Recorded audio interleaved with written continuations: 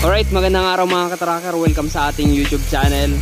Nandito tayo sa Calipil Marketing Corporation, Mambugdos, Bacoor, Cavite, ang bentahan at gawaan ng mga Japan surplus truck. Alright, so may papakita lang ako sa inyong unit na ginagawa namin dito. Nire-recondition namin at kino-convert namin sa ngayon. So pakita ko sa inyo para makita nyo.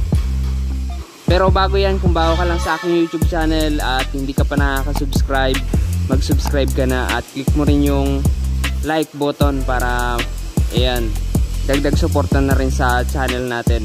Okay, so ipakita ko na sa inyo. Ito po yung unit na sinasabi ko.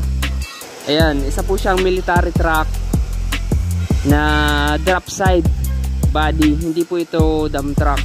So ayan po, diba? Military truck na 6x6 po ito. Silipin po natin. So may ginagawa kasi dito, kino-convert to.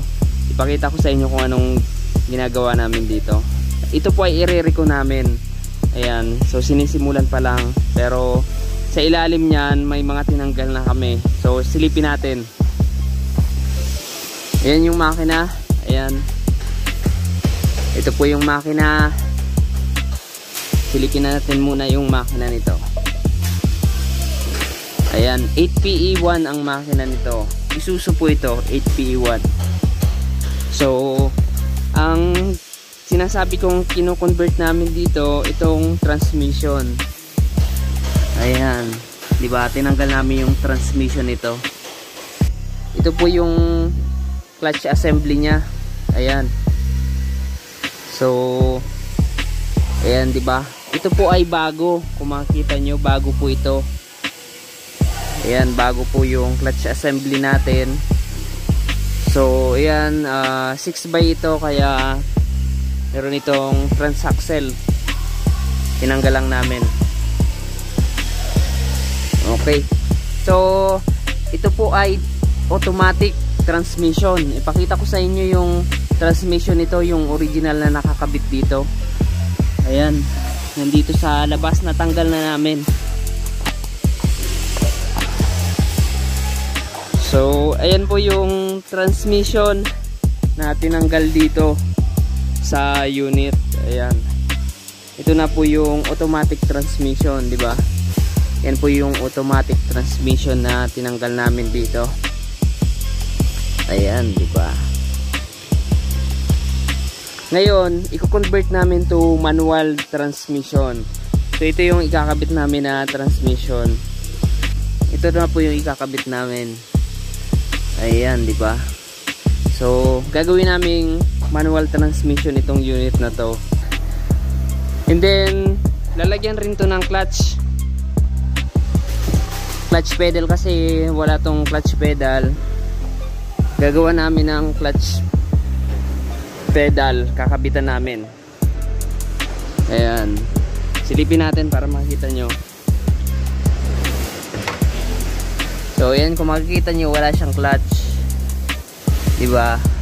Ito pala yung loob, medyo ano pa, madami pang aayusin. So ito naman yung ating cambio. Yan po yung ating cambio, naka automatic pa. So alright, ayan, tingnan nyo kung paano namin gagawin ito. Kapag natapos, ipapakita ko sa inyo para magkaroon kayo ng idea and reference sa ganitong unit na kino-convert from automatic transmission to manual transmission. So yan po, pinakita ko lang sa inyo na meron kaming ganitong ginagawa dito sa planta. Ayan, military truck na 6x. So medyo mahirap rin kasi meron itong transaxle. Gagawan pa namin ng diskarte para mag-function ng maayos. So ayan po. Okay, so bigyan na lang natin to ng update kapag natapos na.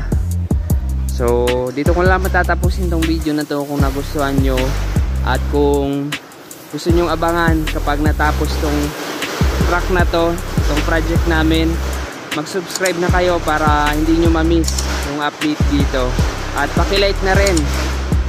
Ayan, so maraming salamat, God bless, bye bye.